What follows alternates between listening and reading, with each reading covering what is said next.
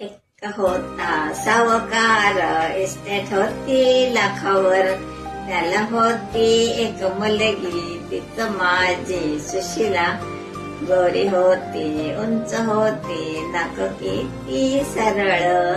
नाजूक होती, कोमल होती, केसामध्ये कुरळ. एके दिवशी संध्याकाळी गेली होती फिरायला. पाय घसरून पाण्यात पडली, गेली माझी सुशिला. माझी लाडकी, माझी लाडकी, माझी लाडकी सुशिला. एकट्याला मला सोडून गेली माझी सुशिला. सुशिलाच्या जाण्यानं फार मी खचलो.